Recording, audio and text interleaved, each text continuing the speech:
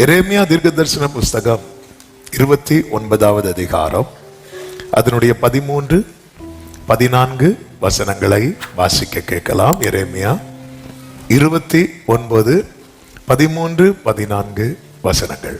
உங்கள் முழு இதயத்தோடும் என்னை தேடுவீர்களானால் என்னை தேடுவதில் கண்டுபிடிப்பீர்கள்.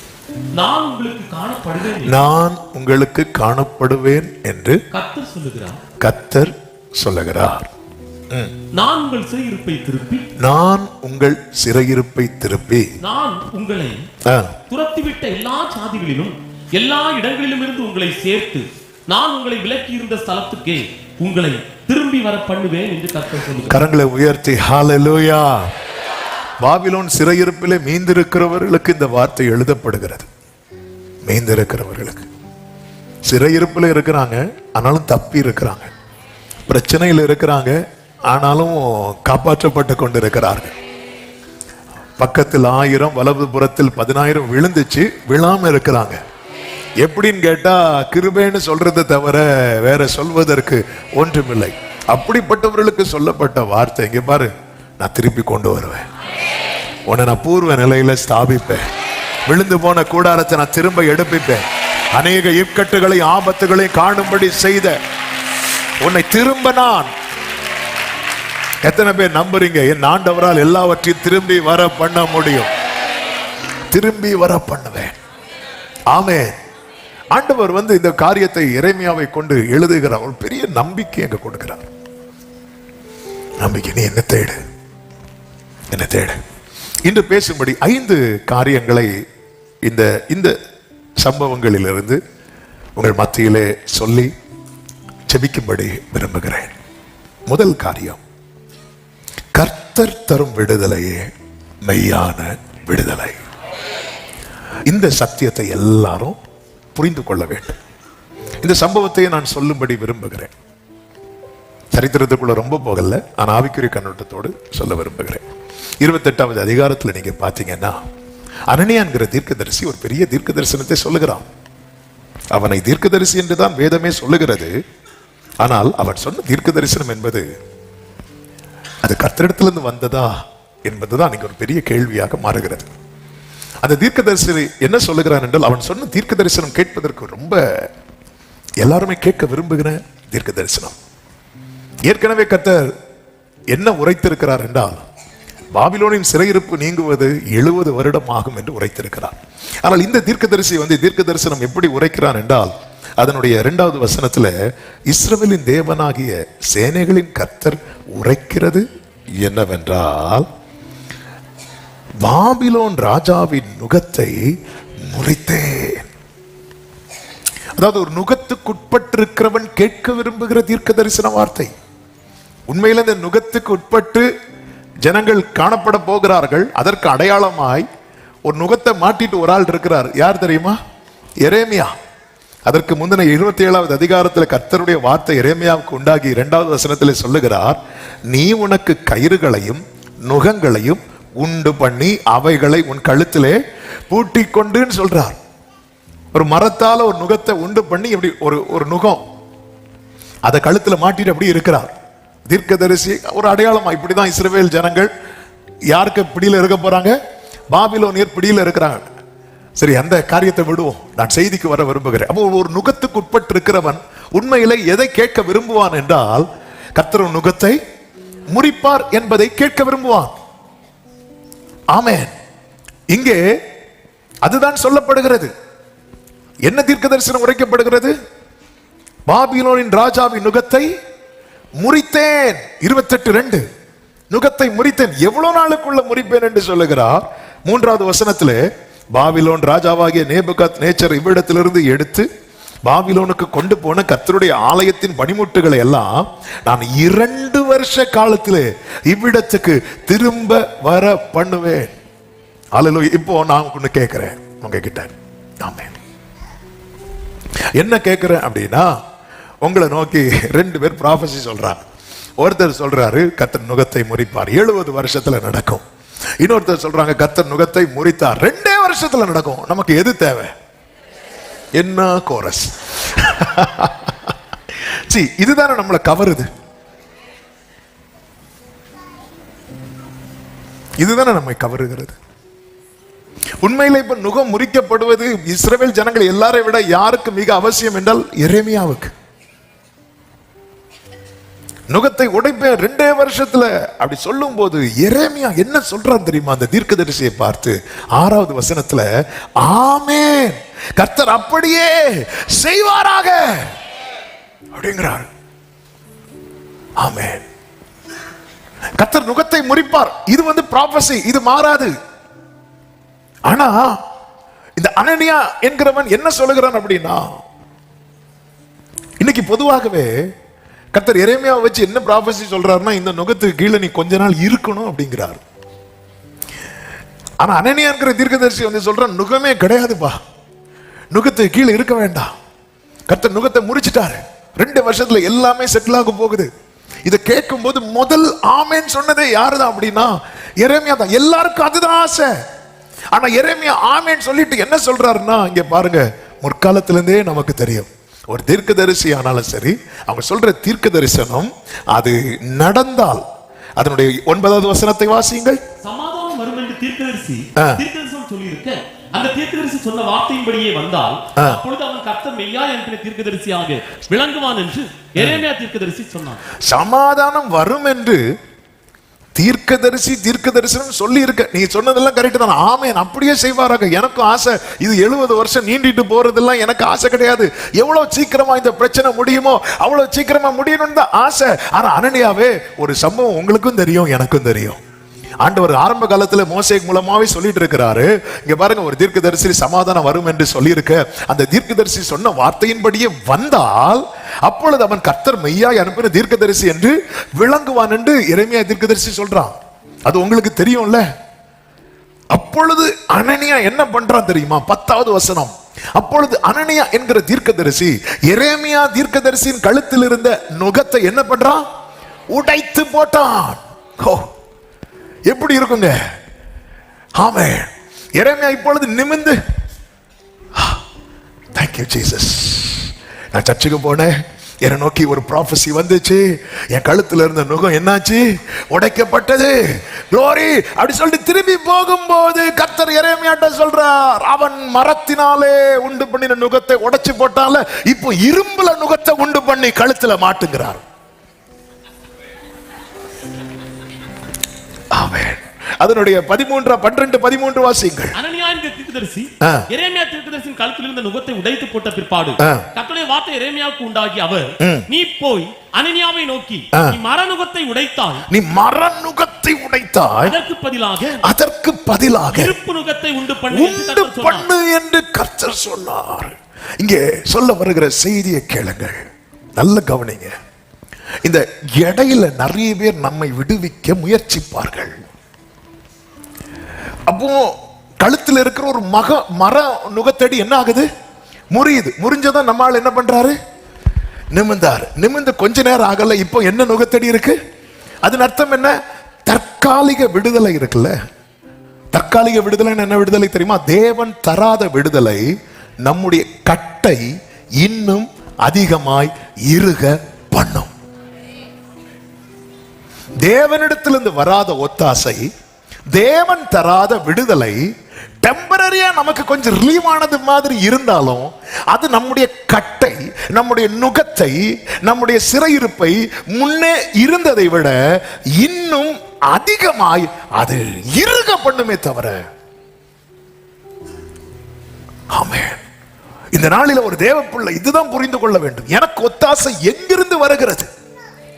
எனக்கு விடுதலை யாரிடத்திலிருந்து வருகிறது? தேவன் தராத விடுதலை. அதனாலதான் இயேசு சொல்வார், குமாரன் உங்களை விடுதலை ஆக்கினால், யோவான் 8:36, குமாரன் உங்களை விடுதலை ஆக்கினால் மெய்யாகவே விடுதலை ஆவீர்கள். இல்லைன்னா அது மெய்யான விடுதலை இல்ல, டெம்பரரியா இருக்கும். அங்க போனேன், அவங்க கை வச்சதும் ஏதோ பண்ணிச்சு, அதுக்கப்புறம் என்னெல்லாமோ பண்ணுது. ஆமென். மரத்தால எரேமியாவும் அதுதான் விரும்புறாரு. ஆமென், அப்படியே செய்வாராக சொல்லிட்டு மரத்தால செய்யப்பட்ட நுகத்தடியை முறிச்சதும் மீட்டிங் முடிஞ்சு கட்டை அவுத்தாச்சு, திரும்பி வீட்டுக்கு போலான்னு பார்த்தா இதுக்கு பழைய கட்டே பரவாயில்ல. இன்னைக்கு நிறைய பேர் தேவனிடத்திலிருந்து பெற்றுக்கொள்ள காத்திராமல் ஒத்தாசைக்காக பல பாதையை தெரிந்தெடுத்து சென்று இன்னும் அதிகமான, இன்னும் நெருக்கடியான சூழ்நிலையிலே மாட்டிக்கொள்ளுகிறார்கள். ஆவியானவர் சபைகளுக்கு சொல்லுகிறதை காதுள்ளவன் கேட்க கடவன். நமக்கு ஒத்தாசை எங்கிருந்து கிடைக்கிறது? அதாவது ஒரு பிரச்சனையில இருந்து ரிலீவ் ஆகிறதற்கு நான் ஜோம் பண்ணி பார்த்தேன், ஆண்டவர் என்ன வெயிட் பண்ண சொல்றாரு, இது வேலைக்கு ஆகாது, நம்ம வேற ஏதாவது இருக்கா, இன்னொரு வழியா போய் இதுல இருந்து ரிலீவ் ஆகி இங்க போய் மாற்றுறது. ஆமே, ஒரு பிரச்சனையில இருந்து வெளியே இன்னொரு பிரச்சனை, இது மாற்றுவது பெரிய பிரச்சனை. அதாவது பஞ்சகாலத்துக்கு தப்பு வைக்க எகிப்துக்கு போய் எகிப்துல மாட்டினாங்க பாத்தீங்களா? எகிப்துல போய் போனதே எதுக்கு? பஞ்சகாலம். பஞ்சகாலம் எத்தனை வருஷம்? 7 வருஷம். 7 வருஷம் முடிஞ்சது, யோசேப்பு காலம் முடிஞ்சது. யாருக்காவது திருப்பி வரணும்னு தோணுனாங்களா? இல்ல. பஞ்சகால பிரச்சனையை விட பெரிய பிரச்சனை எகிப்து பிரச்சனை. அதனாலதான் ஒரு தேவ பிள்ளை புரிந்து கொள்ள வேண்டும், ஒத்தாசை வரும் பர்வதங்களுக்கு நேராக எல்லாரும் கண்களை ஏறெடுக்கும் போது ஒரு தேவ பிள்ளைக்கு தெரியணும், எனக்கு ஒத்தாசை பர்வதங்கள்ல கிடையாது, எனக்கு ஒத்தாசை வானத்தையும் பூமியையும் உண்டாக்கின கர்த்தரிடத்திலிருந்து வருகிறது. பிதா கிட்ட இயேசு கேட்கிறார், இந்த பாத்திரம் என்னை விட்டு நீங்க கூடுமானால் நீங்கும்படி செய்யும் என்று கேட்கிறார். பிதா ஏதாவது பதில் சொன்னாரா? அமைதியா இருந்துட்டார். பிலாத்து அடுத்த நாளே ஆஃபர் வைக்கிறோம், நான் நினைச்சா விடுவிக்க முடியும் தெரியுமா? அப்போ இயேசு என்ன தெரியுமா? அமைதி ஆயிட்டார். என் வாழ்க்கையில கர்த்தர் அமைதி ஆயிட்டார்னா எனக்கு ஆஃபர் பண்ண 4 பேர் வந்தாலும் அவங்க முன்னாடி நான் அமைதியாயிரும். அந்த இடத்துல இயேசு ஒரு வேளை மாம்சீகமா கொஞ்சம் யோசித்து, அப்படியா பிலாத்துவே, அப்ப நீங்க என்ன காப்பாற்றிட்டீங்கன்னா நான் உங்க வீட்டுல அப்படி செய்வேன் இப்படி செய்வேன் ஏதாவது சொல்லி ஒரு வேளை அங்கிருந்து காப்பாற்றப்பட்டாருன்னு வைங்களேன், இயேசுவுக்கு திரும்பி போய் எங்க நின்றுக்க முடியாது தெரியுமா? பிதாவின் போய் நின்றுக்க முடியாது. அது மட்டும் அல்ல, கொஞ்சம் முன்னாடி இயேசு காட்டி கொடுக்கப்படுவதற்கு முன்பதாக சொல்லும் ஒரு வார்த்தை உண்டு, உலகத்தின் அதிபதி வருகிறான், அவனுக்கு என்னிடத்தில் ஒன்றுமில்லை. இனி அது சொல்ல முடியாம போயிடும். அதாவது பாடு மரணம் என்பது ஒரு நாள் பிரச்சனையோட முடிஞ்சிடும். ஆனால் அந்த ஒரு நாள் பிரச்சனையிலிருந்து தப்பு வைக்க பிலாத்து கூட ஐக்கியமாக இருந்தால் அவர் சந்திக்கிற பிரச்சனை பல நாள் பிரச்சனையாக மாறி இருக்கும். இன்னைக்கு அதே போலதான் ஒரு பிரச்சனையிலிருந்து தப்ப கர்த்தரிடத்தில் சகாயம் தேடாமல் நம்ம இன்னொரு ட்ராக்கை நோக்கி பயணிக்கிறது நிமித்தமாய் அந்த பிரச்சனை நெடுநாள் பிரச்சனையாய், பல நாள் பிரச்சனையாய், இன்னும் ஏன் தலைமுறை பிரச்சனையாகவே அது மாறுகிறது. கர்த்தருக்கு மகிமை உண்டாவதாக. எனக்கு ஒத்தாசை எங்கிருந்து? தேவன் தருகிறார். அதனாலதான் நிறைய பேர் பார்த்திருக்கீங்களா, சில சொல்லுவாங்க, நீங்க இங்க போனீங்கன்னா உடனே, அங்க போனீங்கன்னா எல்லாருக்கும் அதுதான் தேவை. வியாதியில் இருக்கிறவங்களுக்கு உடனே வியாதி மாறணும்னு தான் எல்லாருமே விரும்புவோம். ஆமா, பிரச்சனையில் இருக்கிறவங்க பிரச்சனை மாறணும். அந்த விடுதலை எங்கிருந்து வருகிறது? இன்னைக்கு அநேகர் அந்த தற்காலிக விடுதலைக்காக, நல்ல புரிந்து கொள்ளுங்கள், தேவன் தருகிற சுகம் தற்காலிக சுகம் கிடையாது. நீ சமாதானத்தோட போய் உன் வேதனை நீங்கி, இதுதான் கர்த்தர் தருகிற சுகம். 2 நாள் நல்லா இருக்கிற, 3ஆவது நாள் நான் திரும்ப போறேன், அது அல்ல. இது தற்காலிக விடுதலை. ஆண்டவர் என்ன சொல்லுவார் தெரியுமா? நீ எழுந்து உன் படுக்கை எடுத்துக்கொண்டு நட, அப்படிதான் சொல்லுவார். ஆமென். இன்னைக்கு ஒரு தேவ பிள்ளைக்கு இதுதான் தேவை. கேட்கறதுக்கு எல்லாமே நல்லாதான் இருக்கு. அதனாலதான் ஏசாயா, கர்த்தருக்கு மகிமை உண்டாவதாக, அதனுடைய 8வது அதிகாரம் 6, 7, 8 வசனங்களிலே சொல்லப்பட்டிருக்கிறது, இந்த ஜனம் மெதுவாய் ஓடுகிற சீலோவாவின் தண்ணீர்களை என்ன பண்றாங்க? அசட்டை பண்ணி. வாசிங்க. ரேத்சீனையும் ரெமலியாவின் குமாரனையும் சார்ந்து சந்தோஷிக்கிறபடியினால் இதோ ஆண்டவர் வல்லமையுள்ள திரளான ஆற்று நீரை போன்ற அசிரியாவின் ராஜாவையும் அவனுடைய சகல ஆடம்பரத்தையும் அவர்கள் மேல் புரள பண்ணுவார். எஸ், ஆண்டவர் சொல்லி மெதுவாய் ஓடுகிற இவர் இப்படிதான் இப்ப தருவேன் நாளைக்கு தருவேன்னு சொல்லிட்டு இருப்பார். இதெல்லாம் வேலைக்காகாது. நம்ம இன்னொரு டீமை சார்ந்து கொள்வோம், இன்னொரு கூட்டத்தில் போய் சேர்ந்து கொள்வோம். இது என்ன ஆகுது அப்படின்னா, பெரிய பிரச்சனையில போய் முடிய போகுது என்று ஆண்டவர் ஏசாயா தீர்க்கதரிசியை கொண்டு வான் பண்ணுகிறார். சவுலை பாருங்கள், சவுலுக்கு எல்லாம் பிரச்சனை மேல பிரச்சனை வர ஆரம்பிச்சிட்டு, இப்பொழுது அவன் என்ன பண்றான்னா, எனக்கு ஒரு வார்த்தை வேணும்னு தேட ஆரம்பிக்கிறான். இதுவரை தேடாதவன் இப்பொழுது தேட ஆரம்பிக்கிறான்.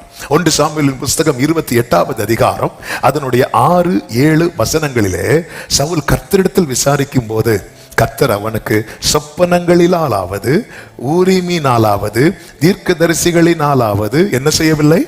மறு உத்தரவு அருளவில்லை. நல்ல கவனிங்க. நான் ஆண்டவர்கிட்ட தேடி ஆண்டவர்கிட்ட ஒரு வார்த்தைக்காய் காத்திருந்து எனக்கு பதில் வரலன்னா நான் என்ன தெரியுமா செய்யணும்? ஏன் பதில் வரல? இதை பார்த்து சரி பண்ணணும். ஆனா சவுலுக்கு இதை சரி பண்ண மனம் இல்லை. அவன் என்ன செய்தான் தெரியுமா? அடுத்த வசனத்தில் சொல்லப்பட்டிருக்கிறது, அப்பொழுது சவுல் தன் ஊழியக்காரரை நோக்கி, அஞ்சனம் பார்க்கிற ஒரு ஸ்திரீயை தேடுங்கள், நான் அவளிடத்தில் போய் விசாரிப்பேன் என்று ட்ராக்க மாத்துறான். ஏன்? நான் ஜெபம் பண்ணி பார்த்தேன், எனக்கு கிடைக்கல. நான் வார்த்தையை தேடி தேடி பார்த்தேன், எனக்கு கிடைக்கல. அதனால என்னாச்சு? நான் ட்ராக்க மாத்தினேன். ட்ராக்க மாத்தி போனான் அல்லவா, அவன் நினைச்சது போல காரியம் நடந்தது போல இருந்தது. அவன் நினைச்சது போல யார் வந்திருக்கிறா? வயசான ஒருத்தர் தாடி வச்சு, இது யாருதா பாத்தியா? அங்க தேடி கிடைக்கல, இங்க தேடி கிடைச்சி. ஆனா கிடைச்சி என்னாச்சு தெரியுமா? பொத்துன்னு விழுந்து கிடக்குறான். அது அவனுக்கு விடுதலைக்கான தேடல் அல்ல, அது அவனுக்கு அழிவுக்கான தேடலாய் மாறினது. ஆமென். அதாவது ஆண்டவர் இஸ்ரவேலரை ஆதாம் ஏவாளை சோதிப்பதற்காக ஒரு கனியை வச்சிருக்கிறார். அந்த சோதனையின் கனி தான் நன்மை தீமை அறியத்தக்க கனி. இந்த சோதனையை இவங்க ஜெயிச்சுட்டாங்கன்னா அடுத்து என்ன கனியை கொடுக்க போறாருன்னா ஜீவ விருட்சத்தின் கனியை கொடுக்க போறார். இந்த ஜீவ விருட்சத்தின் கனியை இவங்களுக்கு கொடுக்கிறதுக்கான டெஸ்ட் தான் நன்மை தீமை அறியத்தக்க கனி. இவங்க என்ன பண்ணிருக்கணும்னா இதை பொறுமையா இருந்து இதை கை வைக்காம இருந்திருப்பாங்கன்னா அந்த மேன்மையை கொடுத்திருப்பார். ஆனா சாத்தான் உள்ள புகுந்து என்ன பண்றான் தெரியுமா? இதையும் கை வைக்க வச்சுட்டான். இதனால அவங்க ஜீவ விருட்சத்தின் கனியை என்றென்றைக்கும் என்று இழந்து போனார்கள். புதிய ஏற்பாட்டில் தான் கர்த்தர் சொல்லுகிறார், ஜெயம் கொள்ளுகிறவன் எவனோ பரதேசின் மத்தியில் இருக்கிற. அப்ப நிச்சயமா இந்த பரீட்சையில ஆதாமும் ஏவாளும் ஜெயிச்சிருந்திருப்பாங்கன்னு வைங்கள. ஜெயிச்சிருந்திருப்பாங்க. கர்த்தர் எதை கிஃப்டா கொடுத்திருப்பார் தெரியுமா? ஜீவ விருட்சத்தின் கொடுத்திருப்பார். நம்ம இப்படி கஷ்டப்பட வேண்டிய ஒரு அவசியமும் வந்திருக்காது. கையில மாட்டுட்டோம். அப்படிதான் நமக்கு தோணும். ஒரு பழத்துல போய் எங்க வாழ்க்கையை முடிச்சிட்டீங்களே. ஹல்லேலூயா. ஆமென். ஒரு சின்ன காரியத்தை செஞ்சதுனால தலைமுறையா கஷ்டப்பட வேண்டிய ஒரு சூழ்நிலை. அந்த ஜெயம் கொள்ள அதை கொடுக்க கூடாதுன்னு எதுவுமே வைக்கல. கொஞ்சம் பொறுத்துக்கோ, கொஞ்சம் பொறுத்துரு. அதனாலதான் ஒரு தேவ பிள்ளை இதை புரிந்து கொள்ளணும். ஆண்டவர் நீங்க தராத சுகம் கிடையாது. டெம்பரரி. இன்னைக்கு நல்லா இருக்கிறது போல இருக்கும், ஆனா நாளைக்கு ஒரு பெரிய கட்டில போய் மாட்டிக்கொள்வாங்க. சொல்லுவோம், இங்க போய் மந்திரம் பண்ணுங்க, அங்க போய் இவங்களை பாருங்க, இங்க போய் இதை பண்ணுங்க, உடனே பாருங்க அவங்க போய் சொன்னாங்க, அப்படி உடனே எல்லாமே கட்ட கட்ட கட்ட கட்ட நடக்கிறது போலதான் இருக்கும். ஆனா ஒரு பெரிய ட்ராப் அது. தேவ பிள்ளைகளுக்கு ஆவியான ஒரு எச்சரிக்கிற வார்த்தை இது. மெதுவாய் ஓடுகிற சீலவாமின் தண்ணீரை நீ அசட்டை பண்ணாத. அது மர நுகத்தை மாற்றி இரும்பு நுகத்தை கொண்டு பண்ணும். ஆமென். மர நுகத்தை சுமந்து, அதாவது இரும்பு நுகம் ஏறும்போது நம்ம மனசு என்ன சொல்லணும்? இதுக்கு அந்த மரநுகமே பரவாயில்ல. அதாவது தேவன் திராணிக்கு மேல எதுவுமே தோல்ல ஏத்த மாட்டார். ஆனா இன்னைக்கு திராணிக்கு மேல நம்ம தோல்ல ஏறதுக்கு காரணம் என்ன தெரியுமா? நாம இன்னொரு பாதையை தெரிந்தெடுத்தது. அவர் ஃபர்ஸ்ட் சிம்பிளா தான் அதை தூக்கிட்டு எரேமியாவால நிக்க முடியுது, பேச முடியுது, எல்லாம். அப்போ ஒரு நுகம் தோல்ல இருக்குது, கர்த்தர் வச்சிருக்கிறார். புலம்பல்ல ஒரு வசனம் இருக்கு பாருங்க. புலம்பலின் புஸ்தகம் 3வது அதிகாரம். எரேமியா புஸ்தகம் முடிந்து வரும். புலம்பல் 3வது அதிகாரம் அதனுடைய 27 முதல் வாசியுங்கள். தன் இளம் பிராயத்தில் நுகத்தை சுமக்கிறது மனுஷனுக்கு நல்லது. அவரே அதை தன்மேல் வைத்தார் என்று அவன் தனித்திருந்து மௌனமாய் இருக்க கடவன். அடுத்த வார்த்தை, நம்பிக்கைக்கு இடம் உண்டோ என்று தன் வாயை தூளில் விழுந்து. அடுத்த வார்த்தை 31, ஆண்டவர் என்றென்றைக்கும். அதன் அர்த்தம் என்ன? இந்த நுகம் என்னைக்குமே இருக்காது. அடுத்த வார்த்தை, அவர் சஞ்சலப்படுத்தினார், தமது மிகுந்த கிருபையின்படி இறங்குவார். ஆமென். அடுத்த வார்த்தை, அவர் மனப்பூர்வமாய் மனுபுத்திரரை சிறுமையாக்கி சஞ்சலப்படுத்தினார். மனப்பூர்வமா இவன் கஷ்டப்படணும் அப்படின்னு படுத்துறது அல்ல. கர்த்தர் ஒரு நுகத்தை நம்ம மேல ஏற பண்றாருன்னா அதுக்கு பின்னாக ஒரு பெரிய திட்டம் இருக்கிறது. அதனால அவர் அனுமதிச்சிருக்கிறார். இயேசு இந்த பாத்திரத்தை விட்டு நீங்க கொடுமானால் நீங்கும்படி செய்யும் என்று ஜெபம் பண்ணி முடிச்சிட்டு வரும்போதே அந்த பாத்திரத்தை தட்டி விடுறதுக்கு பேதுரு கத்தி எடுத்தான்ல. இப்படி தட்டி விடுற நிறைய பேர் வருவாங்க, நமக்கு அவங்கள தான் ரொம்ப பிடிக்குது. இல்ல பேதுருவே பட்டயத்தை உரையில போடு.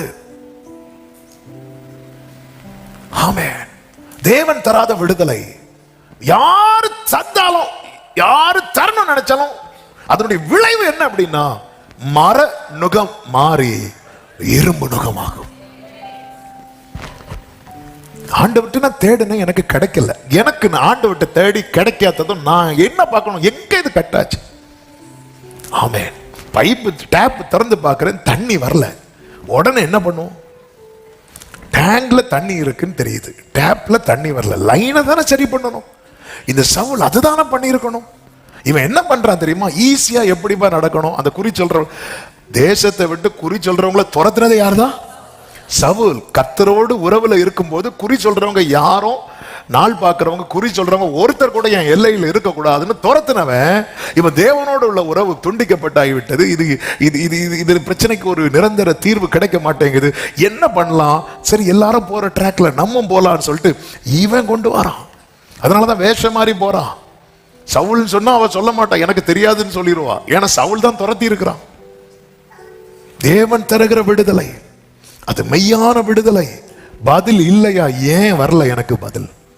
எல்லாரும் ஜெபம் பண்ணும் போது பதில் கொடுக்குறீங்களே ஆண்டவரே, எல்லாருக்கும் சொப்பனத்தினாலாவது தரிசனத்தின ஏதோ ஒரு விதத்துல நீங்க பேசுறீங்களே, கன்ஃபார்ம் பண்றீங்களே ஏதோ ஒரு விதத்துல. இன்னைக்கு ஏன்னா சவுல் வாழ்க்கையில இந்த பதிலை அவன் பார்த்தவன். கழுதையை தேடி போகும்போது கர்த்தர் எல்லாவற்றையும் அடையாளங்களினாலே அவனுக்கு உறுதிப்படுத்துகிறார். ஆனா இன்னைக்கு அது கம்ப்ளீட்டா கட் ஆயிட்டு. அப்படி கட் ஆனதும் நீ என்ன செய்யணும் சவுலே, நீ வெயிட் பண்ணணும்ல, நீ வெயிட் பண்ணணும்ல, தாவீதை போல அழணும்ல. இப்படி பரிசுத்த ஆவியை விட்டு எடுத்துறாதீங்க, நீ வெயிட் பண்ணி. இன்னைக்கு அதுக்கெல்லாம் டைம் இல்ல. மெதுவாய் ஓடுகிற சீலவாமின் தண்ணீரை அசட்டை பண்ணி சரி அங்க போகும், அவங்க போய் அங்க போனதும் ஏதாவது ஒண்ணு சொல்லுவாங்க. நமக்கு என்னன்னா யாராவது ஏதாவது ஒண்ணு, என் காது ஏதோ ஒன்றை கேட்க கூடாது. என் காது கர்த்தர் தீர்மானித்ததை மட்டும்தான் கேட்கணும், கர்த்தர் சொன்னதை மட்டும்தான் கேட்கணும். ஆண்டவர் 10 வருஷம் சொன்னார்னா அதுதான் என் காதுல கேட்கணும். சாத்தான் 10 நாள்ல சொன்னா அது என் காதுக்கு வேண்டாம், ஆனா அதுதான் நமக்கு பிடிக்குது. எரேமியாவே சொல்றார், ஆமென் கர்த்தர் அப்படியே. எல்லாருமே அதுதான் தேவன் ஒன்றை வைத்திருக்கு. அதனாலதான் இந்த இது எழுதும் போதே கர்த்தர் எப்படி எழுதுறாரு, மீதியானவர்களுக்கு. கர்த்தர் உங்க மேல ஒரு நுகத்தை வச்சாருன்னா அவங்க தீபம் அணையார். ஆனா அந்த மர நுகம் இரும்பா மாறிச்சுன்னா கேரண்டி கிடையாது. மரம் இரும்பா மாறதுக்கு காரணம் என்ன, சில அனனியாக்களை வச்சு நம்முடைய நுகத்தை, நம்முடைய கட்டை என்ன செய்ய வைக்கிறோம், அவிழ்க்க வைக்கிறோம். இன்னைக்கு சாயங்காலம் எங்க வீட்டுக்கு ஒரு அனனியா வரார். எதுக்கு, கட்ட அவிழ்க்க.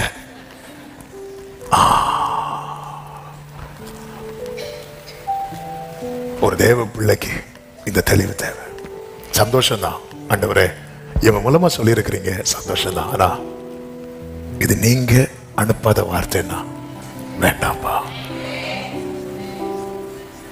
குமாரன் உங்களை விடுதலை ஆக்கினார். மெய்யாகவே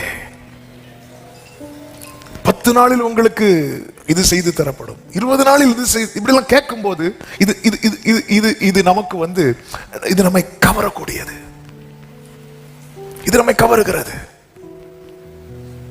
ஆமா, அனனியா சொல்றான், 70 வருஷமா 2 வருஷத்துல நான் பண்ணித்தாரேன்.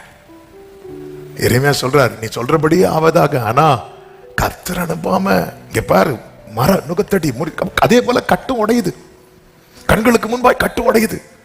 எரேமியா வீட்டுக்கு போகும்போது ஆண்டவர், வெயிட் பண்ணு, இரும்புல ஒரு நுகத்தை கொண்டு வா. ஆமென். இங்க பாரு, சிறையிருப்பை திருப்புவேன் பிராமிஸ் பண்ணது நானா திருப்புவேன். ஆண்டவருக்குன்னு ஒரு டைம் உண்டு. அவர் எல்லாவற்றையும் ஆதின் காலத்தில் அவர் செய்ய நினைத்தது ஒன்றும் டெம்பரரி ரிலீஃபுக்காக தேவனை விட்டு பின்வாங்கிறாதீங்க. அப்படி பின்வாங்கின இஸ்ரவேலரை குறித்து வேதம் என்ன சொல்லுகிற தெரியுமா? என்ன பண்ணா தெரியும், பண்ணா இன்னும் கொஞ்ச நாள் கூட போகணும்பா, இன்னும் இப்படி சுற்றி நடத்த பண்ணணும். இவங்களா ஒரு பிளானுக்குள்ள வராங்க. நம்ம ஒரு தலைவனை ஏற்படுத்துவோம், நம்ம நடப்போம், நம்ம எகிப்துக்கு போவோம். அப்போ கர்த்தர் மோசையை கொண்டு சொல்லுகிறார், இந்த வேர்டை கவனிங்க. என்னாகமம் 32வது அதிகாரம் அதனுடைய 15வது வசனத்தை வாசிக்கலாம். நீங்கள் அவரை விட்டு, இந்த வேர்டை கவனிங்க, பின்வாங்கினால் அவர் இன்னும் அவர்களை வனாந்திரத்தில் இருக்க பண்ணுவார். இன்னும் இருக்க பண்ணுவார். எங்க இருக்க பண்ணுவார்? வனாந்திரத்தில். இப்படி ட்ராக் மாறி மாறி வரும் தெரியுமா? வனாந்திரத்தின் டியூரேஷன் கூடிட்டே இருக்கு. இன்னைக்கு செய்தி ஆமீன்லாம் கொஞ்சம் குறைவா தான் இருக்கும். ஆனா ஆவியானவர் இந்த செய்தி ஆக்சுவலா இந்த வேர்டு தந்த ஆரம்பத்திலிருந்தே பேசிட்டு இருந்தார். இந்த வாரத்தில் பேசும்படி ஆவியானவர் அப்படி நினைவுல கொண்டு வந்து அப்படி நிறுத்திட்டார். என் வாழ்க்கையில 40 நாளில் கடக்க, இஸ்ரவேலர்களுக்கு வனாந்திரம் 40 வருஷம், இயேசுவுக்கு வனாந்திரம் 40 நாள். ஆமே, பின்வாங்காதவர் 40 டேஸ்ல ஜம்ப் பண்ணி வெளியே வந்துட்டார். ஆனா பின்வாங்கி பின்வாங்கி பின்வாங்கி பின்வாங்கி இப்படிதான், அதாவது இயேசு கிட்ட சாத்தான் வந்தால இப்படிதான் ஒவ்வொருவர் மூலமா ஜனங்கள்கிட்ட இன்வால்வ் ஆவான். நீ தேவனுடைய குமாரனை ஆனால் ஒரு சந்தேகத்தை கொண்டு வந்து பின்வாங்க வைக்கிறது. ஒரு நாள் ஒரு வருஷமா மாறுது. இப்படிதான் டிலே ஆச்சு. என்னாகமம் 14வது அதிகாரம். ஆண்டவரை 10 முறை பரீட்சை பார்த்தார்கள். இந்த வசனம் ஏற்கனவே நாம் சொல்லி இருந்தாலும், ஆமென், அதனுடைய 34வது வசனம். நீங்கள் தேசத்தை சுற்றி பார்த்து 40 நாள் இலக்கத்தின் படியே ஒவ்வொரு நாள் ஒவ்வொரு வருஷமாகவும் 40 வருஷம் உங்கள் அக்கிரமங்களை சுமந்து, அடுத்த வார்த்தை, என் உடன்படிக்கைக்கு வந்த மாறுதலை உணர்வீர்கள். ஆண்டவருடைய உடன்படிக்கை இருக்குல்ல, அதை மாத்த வச்சிடாதீங்கன்னு சொல்றார்.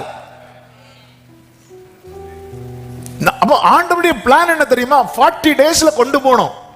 ஆனா ஒவ்வொரு டேயும் ஒவ்வொரு வருஷமா மாறுறதுக்கு காரணம் என்ன?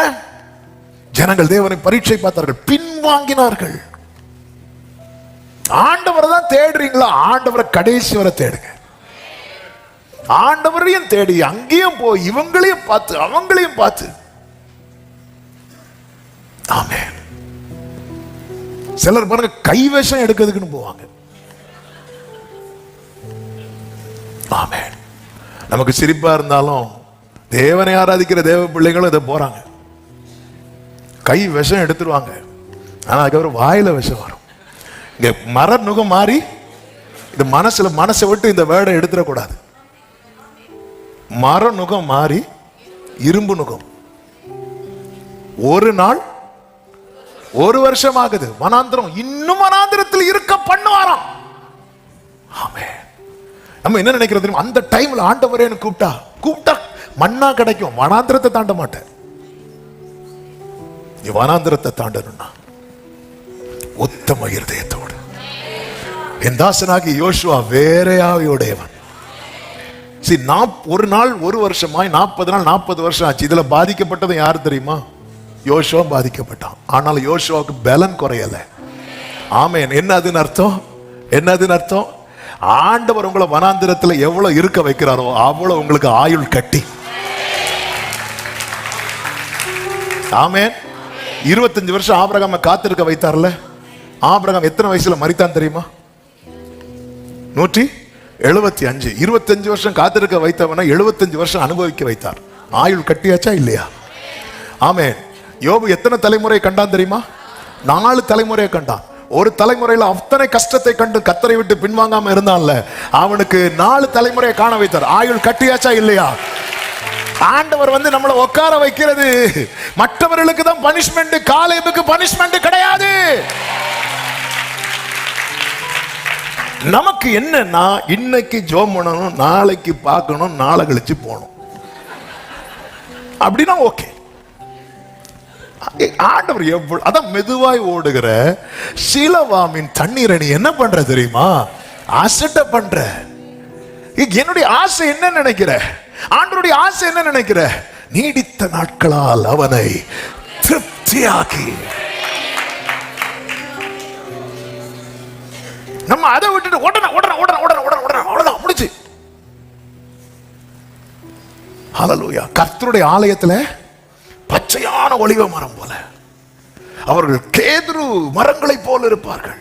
இப்படிதான் ஒரு வளர விடுறார். கீழே வேர் பற்றி பூத்து காய்ச்சி, அதை விட்டுட்டு திடீர்னு ஒரு மழை பெய்யும் பாருங்க, அப்படி ஒரு காலம் முளைக்கும். கண்களுக்கு எப்படி இருக்கும் தெரியுமா? ஆஹா. அடுத்த நாள் பார்த்தா காளான். கர்த்தர் தேவ ஆண்டவர் அப்படி நமக்கு எந்த ப்ராமிஸுமே தரல. வனாந்திரத்தில் நடத்தி கொண்டிருக்கும் போது நிறுத்தி, மோசே நிறுத்தி, உபாகம் 1வது அதிகாரம் எடுக்க வேண்டாம், அப்படி நின்னு அப்படி திரும்பி பார்த்து சொல்றார், நீங்கள் இப்பொழுது இருக்கிறதை பார்க்கலாம் 1000 மடங்கு. நீங்க வேர்டை எப்பவுமே ஃபியூச்சரா பார்த்து போயிட்டே இருக்கணும். பின் வாங்கினா என்னாங்க 32:15 ஒரு விசை கூட இந்த வசனத்தை உங்க கண்களை விட்டு திருப்பாதிருங்கள். நீங்கள் அவரை விட்டு பின்வாங்கினால் அவர் இன்னும் வனாந்திரத்திலே இருக்க பண்ணுவார். நான் இன்னும் வனாந்திரத்தில் இருக்கணுமா, வனாந்திரத்தை தாண்டணுமா என்பது நான் எடுக்கிற தீர்மானத்தில் இருக்கிறது. நான் என்ன தீர்மானம் எடுக்க போறேன்? நான் இன்னும் வனாந்திரத்தில் இருக்கணுமா, இன்னும் கஷ்டப்படணுமா? இல்ல ஆண்டவரே, இந்த வனாந்திரத்தை விட்டு, வேதம் சொல்லுகிறது, ஆவியானவரின் பலத்தினாலே அவர் கலிலேயாவுக்கு போனார். 40 நாள்ல இயேசு கிறிஸ்து வனாந்திரத்தை தாண்டினாரே. ஆமென். நம்முடைய ஹீரோ முந்தின ஆதாம் அல்ல, நம்முடைய ஹீரோ பிந்தின ஆதாம். நம்முடைய ஹீரோ மோசே அல்ல, நம்முடைய ஹீரோ மோசேயிலும் பெரியவர். 40 நாள்ல வனாந்திரத்தை கடந்து வந்தவர். ஆமென் சொல்லுங்க பார்க்கலாம். கர்த்தர் தருகிற விடுதலை தான் மெய்யான விடுதலை. கர்த்தரிடத்திலிருந்து வராத எந்த விடுதலையும் அது இன்று விடுதலை போல தோன்றினாலும் அது நாளை இன்னும் பலத்த கட்டுக்குள்ளே தான் நம்மை கொண்டு போகும். ஆவியானவர் சபைகளுக்கு சொல்லுகிறதை காதுள்ளவன். ஆமென். 5ன்னு சொல்லிட்டானோ? ஹல்லேலூயா. இது ரொம்ப முக்கியம், ரொம்ப முக்கியம். சிலர் பாருங்க, உடனே நல்லா இருக்கு, உடனே எல்லாமே ஓகே ஆனது மாதிரி இருக்கு, அடுத்து ஒரு பெரிய ஆமென். யோசேப் லைஃப்ல விடுவிக்கப்படுவார், அகப்படுவார், விடுவிக்கப்படுவார், இப்படிதான் யோசேப் லைஃப் போயிட்டு இருக்கு. ஆனா 30வது வயசுல கர்த்தர் ஒரு விடுதலை கொடுத்தார் பாத்தீங்களா? அது பெர்மனன்ட் ரிலீஃப். ஆமென். போர்த்திபார் கண்ணுல தயவு கிடைக்குது, என் வீட்டுல நெல் தான் திருப்பி உள்ள, இப்படிதான் போயிட்டே இருக்குது. குழியில தூக்கி போட்டாங்க, தூக்கி எடுத்தாங்க. தூக்கி எடுத்ததும் யோசேப் என்ன நினைச்சிருப்பா தெரியுமா? அப்பாடா. ஏன்னா அவர் அண்ணேன்னு கெஞ்சினார், அண்ணன் தூக்கிட்டார். தூக்கி முடிச்சதும் பார்த்தா 20 வெள்ளி காசுக்கு வச்சுட்டார். என்னன்னு இப்படி பண்ணிட்டீங்க? இதுக்கு நான் அந்த குழியிலே கிடந்திருப்பேன்.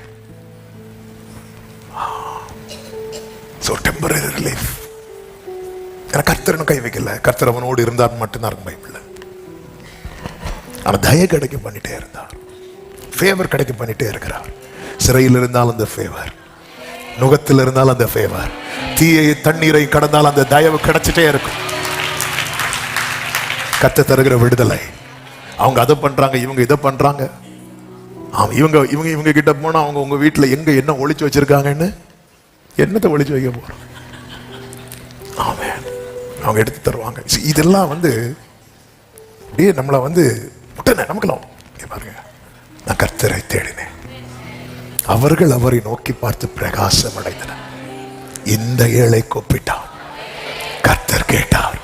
எனக்கு தெரியும், அப்பா தராத விடுதலை எனக்கு விடுதலை கிடையாது. இந்த நுகத்துக்குள் இருந்தும் கர்த்தர் என்னை உயிரோடு வைத்திருக்கிறார் என்றால், இந்த நுகத்திலிருந்து கர்த்தர் எனக்கு ஒரு விடுதலை தருவார். நம்புறவங்க நல்ல கரங்களை தட்டி ஆண்டவருக்கு மகிமை. ஆமென் சொல்லுங்க பார்க்கலாம். 2வதாக, இப்பொழுது செய்ய வேண்டியதை செய்து கொண்டிருங்கள், அதாவது காலத்தை வீணாக்காதிருங்கள். எரேமியா 29வது அதிகாரம் அதனுடைய 4, 5, 6 வசனங்களை வாசியுங்கள். தேவனாகிய சேனைகளின் கர்த்தர் தாம் எருசலேமிலிருந்து பாபிலோனுக்கு சிறைப்பட்டு போக பண்ணின அனைவருக்கும் அறிவிக்கிறது என்னவென்றால், தேவனாகிய கர்த்தர் சிறைப்பட்டு போன அனைவருக்கும் அறிவிக்கிறது என்னவென்றால், நீங்கள் வீடுகளை கட்டி குடியிருந்து அவைகளின் கனியை சாப்பிடுங்கள். நீங்கள் பெண்களை விவாகம் பண்ணி குமாரத்திகளையும் பெற்று பெண்களுக்கு கொண்டு உங்கள் குமாரத்திகளை புருஷருக்கு கொடுங்கள். இவர்களும் குமாரரையும் குமாரத்திகளையும் பெறட்டும். அதாவது என்ன சொல்றாருன்னா, ஆண்டவர் செய்வார், ஆண்டவர் செய்யட்டும் சொல்லிட்டு நீ சும்மா இருக்காதேன்னு சொல்றார்.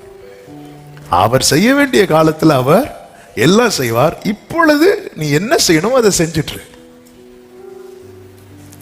ஆமென். அவருடைய வார்த்தை நிறைவேறும். அவருடைய வார்த்தை நிறைவேறட்டும் சொல்லிட்டு நீ காலத்தை வீணாக்காது, ஒழுங்கற்று தெரியாது. தெசலோனிக்கேயருக்கு அப்படிதான் சொல்லுவார். ஆண்டவர் வருவார்ல, அப்போ எதுக்கு இந்த வேலை? ஆண்டவர் தான் வருவார்ல, நம்மை அழைச்சிட்டு போக வருவார்ல. தெசலோனிக்கே சபையினுடைய இதே என்னன்னா, நல்ல குவாலிட்டியான சர்ச். மற்ற எல்லா சபைகளை விட கிறிஸ்துவுக்குள்ள ரொம்ப ஸ்திரப்பட்ட சபை. ஆனா என்ன பிரச்சனை அப்படின்னா, கர்த்தர் தான் வர போறார்ல. நம்ம எதுக்கு வேலை பார்க்கணும், நம்ம எதுக்கு சாப்பிடணும்? அதான் அவங்க வேலை பார்க்காம சாப்பிட்டாங்கன்னு இருக்கு. பவுல் சொல்றாங்க, பாரு ஒழுங்கட்டு என்ன காத்திருக்கிறேன்னு சொல்றது. சும்மா காத்திருக்கிறவங்கள பாருங்க, இஷ்டத்துக்கு தூங்குவாங்க, இஷ்டத்துக்கு எழும்புவாங்க, சும்மா இருப்ப. கேட்டா நான் காத்திருக்கிற ஆண்டவர் சொல்லுங்க, ஒழுங்கா வேலை செய். வேலை வரும்போது உனக்கு நான் என்ன சொன்னானோ அதை நான் செய்வேன். ஏன்னா இங்க ஆண்டவர் சொல்றாரு, இவங்கள்ட்ட 70 வருஷம் ஆகுங்கிறார். நீ அதோட என்ன செய்ய போற? தாவீதுக்கு மேல வச்ச அபிஷேகம் என்ன அபிஷேகம் தெரியுமா? ராஜாவாகிற அபிஷேகம். அவன் மேல அபிஷேகம் வைக்கப்பட்ட பிறகு அந்த வேலை வரும் வரை அவன் என்னெல்லாம் வேலை பார்த்தான் தெரியுமா? ஆடுமைத்தான், இசைக்கருவி வாசித்தான். ராஜாவுக்கு முன்னாடி இன்ஸ்ட்ருமெண்ட் பிளே பண்ற ஜாப்.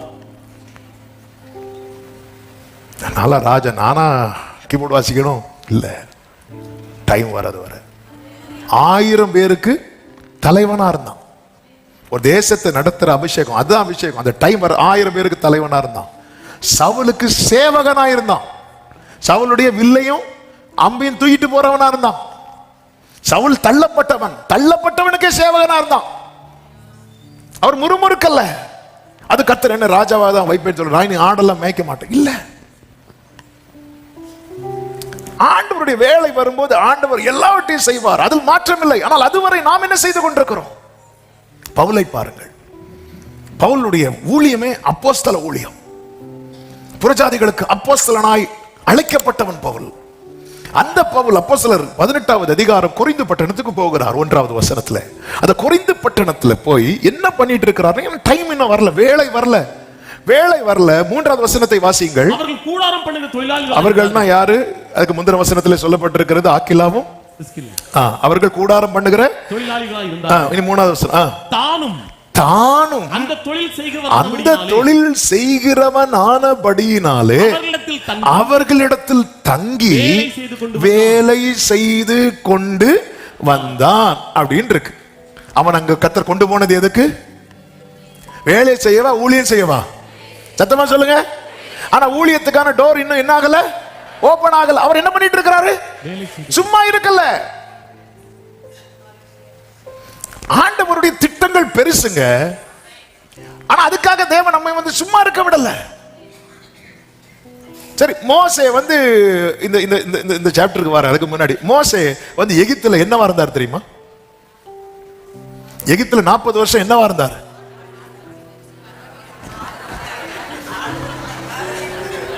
ஆட்டுக்கறி வேணுமா? இல்ல தெரியாம கேட்கிறேன்.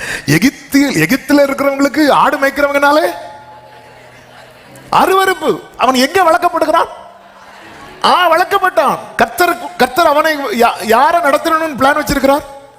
இஸ்ரவேலர். ஆனா நடத்துறதுக்கு முன்னாடி வனாந்திரத்துல கொண்டு வந்து என்ன மேய்க்க வைத்தார்? நான் ஆடு மேய்க்க மாட்டேன், நான் சாஸ்திரங்களை கற்று இல்ல. அற்பமான ஆரம்பத்தை அசட்டை பண்ண மாட்டார். இன்று கர்த்தர் சிலதை செய்ய வாசல் திறக்கும் போது கர்த்தர் எனக்கு பெருசு வச்சிருக்க, நான் எதுக்கு இது? நோ, என் நினைவுகள் அல்ல உங்கள் நினைவுகள். 40 வருஷம் எகிப்துல இருக்கும் போது எகிப்துல சாஸ்திரங்களை சகல கலைகளையும் கற்று தேர்ந்தவனான போது அவனுக்கு ஒரு எண்ணம் வந்துச்சு, இஸ்ரவேல் ஜனங்களை கர்த்தர் என் கையினாலதான் விடுவிப்பார். அப்போ அவன் கையில விடுவித்திருந்தா எத்தனை பேர் டெய்லி அடக்காராதனை தான். ஆமாவா இல்லையா? ஹலோ, இங்க வா, ஒழுங்கா இருந்தா அவ்வளவுதான், ஆள் அவுட்டு. ஏன்னா அவர் சகல கலைகளையும் கற்று ஆண்டவர் பார்த்தாரு, இவனை இப்படி விடக்கூடாது. அடுத்த 40 years அவன் ஆடு மேய்க்க வைத்தார். ஒரு ஆடு மேய்க்கிறவனுக்கு எவ்வளவு பொறுமை வேணும் தெரியுமா?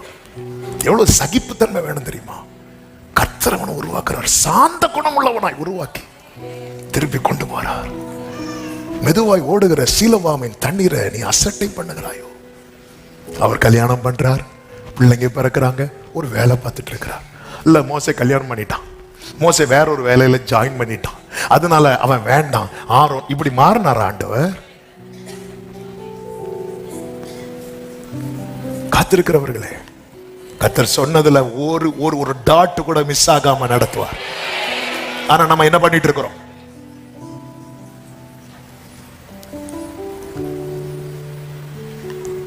பவுல் கொரிந்து பட்டணத்துக்கு போனது ஊழியத்துக்கு. ஆனா டோர் இன்னும் ஓப்பன் ஆகல. டோர் ஓப்பன் ஆகலைன்னா அந்த லீடிங் அவனுக்கு இன்னும் வரல. வெயிட்டிங். அப்போ அவன் என்ன பண்றான், கர்த்தர் எனக்கு ஒரு gift கொடுத்திருக்கிறார், அந்த தொழிலை நான் செஞ்சுட்டு இருக்கிறேன். அவன் செஞ்சுட்டே இருக்கிறான் பாருங்க. ஆண்டவருடைய அந்த அப்பாயிண்டட் டைம், அந்த குறிப்பிட்ட வேளை வந்தது. அதனுடைய 5வது வசனத்திலே சொல்லப்பட்டிருக்கிறது, ஆமென், மக்கதோனியாவிலிருந்து தீமோத்தேயு வந்தபோது பவுல் ஆவியிலே glory. இதுதான் அந்த டைம். உங்களுக்குள்ள வார்த்தை இருக்கணும்.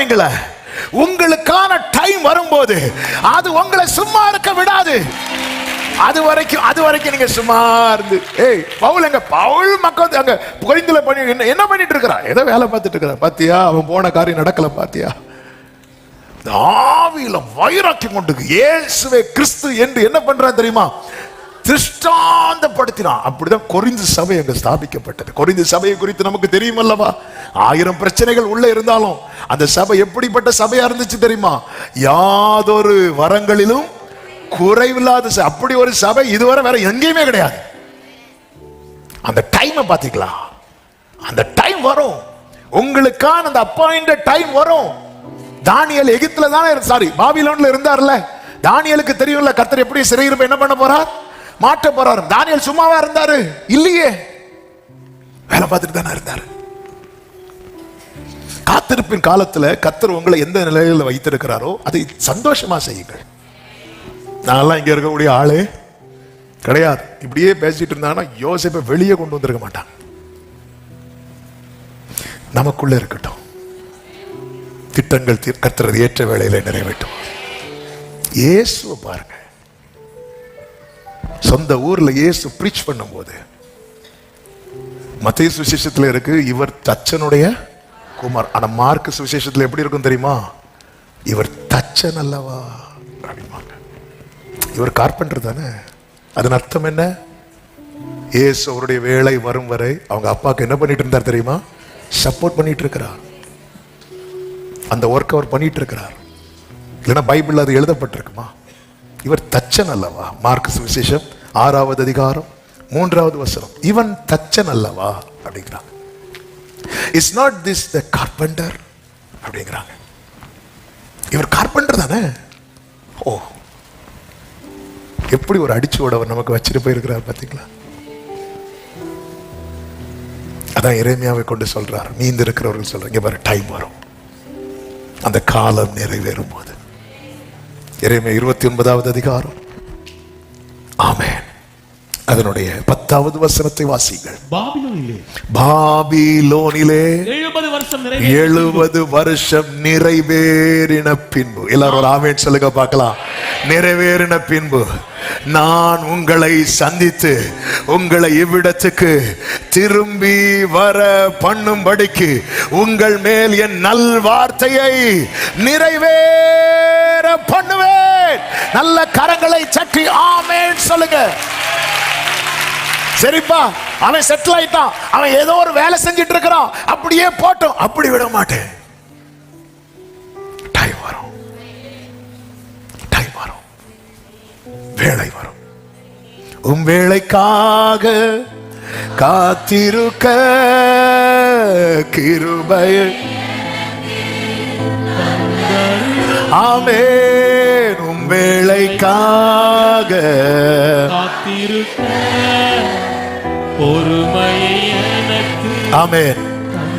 அதாவது ஆண்டவர் இன்னும் கொஞ்சம் டைம் ஆகும் அப்படின்னு வைங்களேன், கர்த்தர் நமக்கு ஒரு டோர் ஓபன் பண்ணி தற்காலிகமா ஏதோ ஒரு வேலையிலையோ ஏதோ ஒரு காரியத்துல நம்மை செயல்பட வைப்பார்.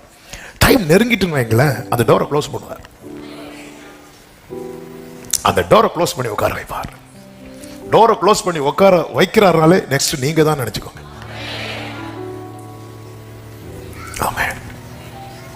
அந்த டைம் ஆக இல்ல இன்னும் கொஞ்சம் டைம் ஆகும் அப்படின்னா ஆண்டவர் ஒரு டோர், அதுக்காக வார்த்தை, அதான் சொல்ல, நல் வார்த்தையை நிறைவேற பண்ணுவேன். உன் மேல நான் சொல்லியிருக்கிற நல் வார்த்தையை காலம் நிறைவேறும். ஏன்னா தேவனுடைய நீதின்னு ஒண்ணு இருக்கிறது, அவருக்கு தெரியும் இந்த டைம்ல தான். அதான் சொன்னேன்ல, 40 வயசுலயே மோசைக்கு எண்ணம் இருக்கு, என் கையால கத்தர் விடு, நல்ல எண்ணம், அது உண்மையான எண்ணம். ஆனா அப்பவே நடத்தி இருந்தா ஆமென், மோசே அந்த அளவுக்கு பக்குவப்பட்டிருக்க மாட்டார். அவர் எகிப்தின் சாஸ்திரங்களை கலைகளை கட்டவர். அதனால ஒரே அடியில் ஒருத்தனை கொண்டான். 40 வருஷம் ட்ரைனிங். இந்த வெயிட்டிங் பீரியட் ட்ரைனிங் பீரியட். சில சில சில கோர்ஸ்லாம் படிக்க போவாங்க பாருங்க. உங்க படிக்கும் போதே வேலையும் என்ன பண்ணுவாங்க தெரியுமா, கொடுப்பாங்க. சில பிள்ளைங்களாம் ஃபாரின்ல படிக்க போற பிள்ளைங்க பார்ட் டைம் ஜாப் பார்ப்பாங்க. எங்க பார்ப்பாங்கன்னு நினைக்கிறீங்க? ஹோட்டல்ல, ஏதாவது பெட்ரோல் பல்க்ல, சூப்பர் மார்க்கெட்ல வேலை பார்க்க அவங்க போனாங்க. அவங்க நோக்கம் என்ன தெரியுமா? இதை கம்ப்ளீட் பண்ணணும். அவங்களுக்கு தெரியும், எனக்கு இந்த வேலை எது வரை தெரியுமா, இந்த கோர்ஸை கம்ப்ளீட் பண்றது வரைக்கும், எனக்கு இந்த டோர் ஓப்பன் ஆகுறது வரைக்கும். டோர் ஓப்பன் பண்ணதுக்கு அப்புறம் இவங்களே நாளைக்கு சூப்பர் மார்க்கெட் வைப்பாங்க. நமக்கு தெரியாது. ஆமென். ரூத்துக்கு தெரியும், இந்த கதிர் பொறுக்கிறது எனக்கான டைம் வர்றது வரைக்கும் தான். ஆமென். அதனால பிள்ளைங்கலாம், நம்ம சர்ச்சிலையும் பிள்ளைங்க வெளியே இருக்கிறாங்க, ஏதோ ஒரு வேலையை பார்த்து பார்த்து பார்த்து அவங்க அந்த ஏதோ ஒரு வேலை பார்க்கறதுக்குன்னு போகல. அவங்க போனது அந்த கோர்ஸ் கம்ப்ளீட் பண்றதுக்கு. ஆனா தற்காலிகமாய் அதான் அங்கே இறைமையாக கொண்டு சொல்றாரு, பாருங்க, நீங்க செய்யறதெல்லாம் செஞ்சிட்டு இருங்க, வேலை வரும், காலம் நிறைவேறும். நான் நம்புகிற சில உள்ளங்களோடு கத்த தீர்க்க தரிசனமாய் இதை பேசிக் கொண்டிருக்கிறார். நாள் வரும், அப்பொழுது உங்கள் மேல் என் நல்வார்த்தையை, உங்கள் மேல் என் நல்வார்த்தையை. அதன் அர்த்தம் என்ன? இந்த வசனம் ஆபிரகாமுக்கு பலிச்சுச்சு, ஈசாக்குக்கு பலிச்சது, யாக்கோபுக்கு பலிச்சது, உனக்கும் பலிக்கும். நல்ல கைகளை சற்று.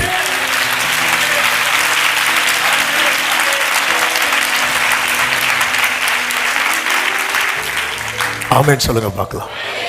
அதனாலதான் வேர்டு இருக்கிறவங்களுக்கு தெரியும், இதெல்லாம் டெம்பரரி, இதெல்லாம் டெம்பரரி. அதனாலதான் எனக்கு என் தகப்பனாருக்காக நான் ஆண்டவரை ஸ்தோத்திரிக்கிறேன்.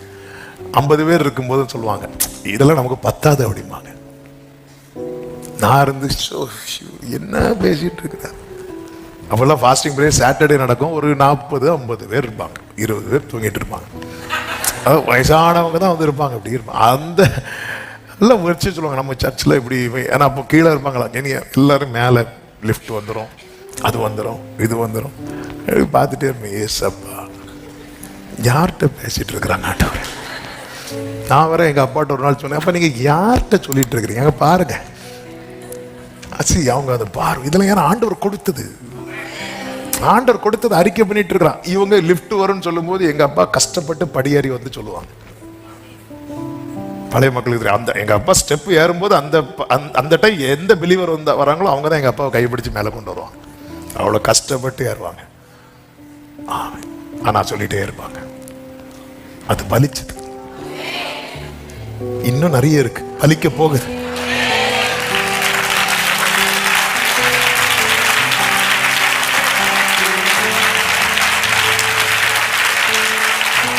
பக்கத்துல 2 பேர் கை கொடுத்து சொல்லுங்க, வார்த்தை பலிக்கும், வார்த்தை பலிக்கும்.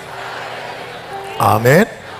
அதனாலதான் 11வது வசனத்திலே கர்த்தர் சொல்லுவார், நீங்கள் எதிர்பார்த்திருக்கும் முடிவை உங்களுக்கு கொடுக்கும். பாரு ஆண்டவரே, நான் இப்ப இந்த வேலை பார்த்துட்டு அது பாரு, ஆனா எனக்கு தெரியும் அது தீமைக்கு அல்ல, சமாதானத்துக்கு ஏதுவான நினைவுகளே. வார்த்தை பலிக்கும், ஏற்ற வேளை வரும். உங்கள் மேல் என் நல்வார்த்தைய. என்ன நல்வார்த்தை? நீ 70 வருஷம் பாபிலோன்ல சிறையிருப்புல இருப்ப, இது நல்ல வார்த்தையா? இல்ல. ஆனா அப்படி சொல்லும் போதே சொல்றார், 70 வருஷம் முடியும் போது உன்னை நான் வெளியே கொண்டு வருவேன். அதனாலதான் மீந்திருக்கிறவர்களுக்கு நீ சொல்லு, மீந்திருக்கிறவர்களுக்கு நீ சொல்லு. அநேக இக்கட்டுகளையும் ஆபத்துகளையும் கண்டு மீந்திருக்கிற உள்ளமே, ஆமென், இன்றைய சூழ்நிலையை கண்டு கலங்காதே, இது தற்காலிகமானது. கர்த்தர் உன்னை இந்த அக்கினி கிடங்கிலிருந்து, அக்கினி சூளையிலிருந்து வெளியே கொண்டு வருவார். வார்த்தை நிறைவேறும். மூன்றாவதாக, இதுதான் வாக்குத்தத்தம், நிச்சயம் நிறைவேறும். அதுதான் இந்த வார்த்தை, நிச்சயம் நிறைவேறும். அதுல மாற்றமே கிடையாது. கர்த்தர் சொல்லுகிற வார்த்தை என்ன? இதே எரேமியா சொல்லுவார் பாருங்க, அதனுடைய 27:18 வாசியுங்கள், 17-18 வாசிங்க. அவர்களுக்கு செவி கொடாதிருங்கள், பாபிலோன் ராஜாவை சேவியுங்கள், அப்பொழுது பிழைப்பீர்கள். அடுத்த வார்த்தை, இந்த நகரம் பாழாய் போக வேண்டியது என்ன? இனி அடுத்த வார்த்தை கவனிங்க. அந்த வார்த்தைக்காக இந்த வசனத்தை எடுக்கிறேன். அல்லது அவர்கள் தீர்க்கதரிசிகளாக அவர்களிடத்திலே கர்த்தருடைய வார்த்தை இருந்தால் அவர்கள் சேனைகளின் கர்த்தரை நோக்கி மன்றாடட்டுமே. அப்படி சொல்ல, இங்க பாரு, உன் வாழ்க்கை பாழாயிருக்கு அல்லது இத்தனை வருஷம் காத்திருக்கிற, எல்லாம் ரைட். ஆண்டவருக்கு சொல்ற காரியம், உனக்குள்ள வேர்டு இருக்கா? ஜெபம் பண்ணு. வேர்டு இருக்கா? வேர்டு இல்லையா? கேரண்டி கிடையாது. நான் அதனாலதான் காத்திருக்கிறவங்கள்ட்ட எல்லாம் என்ன கேட்பேன்னா, வேர்டு இருக்கா அப்படின்னு கேட்பேன். வேர்டு இருக்கா? அவர்களிடத்திலே கர்த்தருடைய வார்த்தை இருந்தால். எந்த காரியத்துக்காக எதிர்பார்த்துட்டு இருக்கிறீங்க? அதுக்கு வார்த்தை இருக்கா? மன்றாடுங்கள். பாழாயிட்டு சொல்லி ஜெபிக்கிறத விட்டுறாதீங்க. எல்லாம் நஷ்டமாயிட்டு சொல்லி ஜெபிக்கிறத விட்டுறாதீங்க. எல்லாம் கைவிட்டு போச்சுன்னு ஜெபிக்கிறத விட்டுறாதீங்க. வேர்டுக்காக தான் ஏபோத்தை கொண்டு வான்னு சொல்லி தாவீது சிக்லாக்களை எல்லாத்தையும் இழந்து இப்ப நான் போலாமா? போலானா வேர்டு இருக்குன்னு அர்த்தம். ஆண்டு சொன்னா நீ திருப்பி கொள்வா. எழுப்பிட்டான். அவனுக்கு வேர்டு இருக்கு. இப்ப அவன் சொல்றான், நான் சேனைக்குள் பாய்வேன், நான் மதிலை தாண்டுவேன், ஒன்று குறையாமல். இனியும் நான் இதுக்காக ஜெபம் பண்ணணுமா? இனியும் இதுக்காக வெயிட் பண்ணணுமா? அப்படிங்கிற யாரோ ஆண்டவர் சொல். வேர்டு இருக்கா? ஜெபம் பண்ணுங்க. தைரியமா ஜெபம் பண்ணுங்க. நல் வார்த்தைய உங்களுக்கு செய்வேன் என்றல்ல, உங்கள் மேல. என்ன உங்க மேல? கர்த்தர் யாக்கோபுக்கு ஒரு வார்த்தையை அனுப்பினார், அது இஸ்ரவேல் மேல இறங்கிட்டு. உங்க மேல சொல்லுவாங்க தெரியுமா? அவனுக்கு வந்து பலிச்சது, உனக்கு பலிக்கும். அவன் இன்னைக்கு உள்ள சூழ்நிலை, நாட்கள் போகுது, வருஷங்கள் போகுது. கர்த்தர் இன்னைக்கு உங்களுக்கு தற்காலிகமா ஒரு டோரை ஓபன் பண்ணி கொடுக்கிறாரா? செஞ்சுட்டே இருக்க. இயேசுவை பாத்தீங்களா? 30 வயசு வரை அவர் நினைச்சா வீட்டிலேயே உண்டாகட்டும் சொல்லி சாப்பிடலாமா? இல்லையா? அவருக்கு அந்த கிஃப்ட் இருக்குல்ல. ஆனா அவரும் அந்த கார்பெண்டர் ஒர்க் பண்ணிட்டு இருக்கிறார். என்ன ஒரு அடிச்சோட வச்சுட்டு போயிருக்க. ஆனா அந்த டைம் வந்து பாருங்க, அவ்வளவுதான். அதுக்கப்புறம் அவர் அந்த வேலையை செய்யல. ஆமென். அதுக்கப்புறம் என்னத்துக்காக அனுப்பப்பட்டாரோ அதை அவர் செய்ய ஆரம்பிச்சார். இன்னைக்கு நீங்க செய்யறத வச்சு உங்க ஃபியூச்சரை டிசைட் பண்ணாதீங்க. இன்னைக்கு நீ 4 ஆடு மேய்க்கிறத வச்சு மோசே உன் பொண்ணை குறித்த தேவ திட்டமே வேற.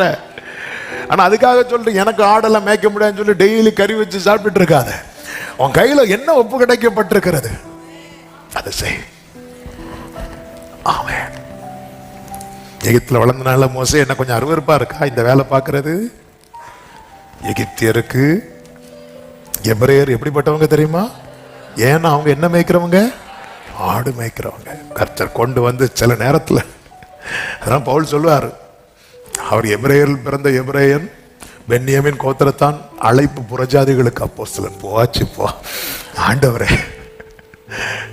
அவர் சொல்றார், அப்ப நான் மாறணும், நான் அந்த அழைப்புக்குள்ள போகணும்னா எனக்கு லாபமா இருந்ததெல்லாம் நஷ்டமான. கர்த்தர் அதுக்காக 13 வருஷம் வெயிட் பண்ண வச்சிருந்தார் பவுல் அடுத்த நாளே பெரிய பிரசங்கி ஆகல, தீவிரமாய் பிரசங்கித்தான் இருக்கு. ஆனா அதுக்கப்புறம் உட்கார வச்சுட்டாரு. 14 வருஷத்துக்கு அப்புறம் புறப்பட்டு போறார். ஆமென். வார்த்தை நிறைவேறும் காலம். அதனாலதான் குறித்த காலத்துக்கு தரிசனம் வைக்கப்பட்டிருக்கிறது. முடிவிலே அது விளங்கும். அது பொய் சொல்லாது. அது தாமதித்தாலும் நீ அதற்கு காத்திரு, நிச்சயமாய் அது வரும்.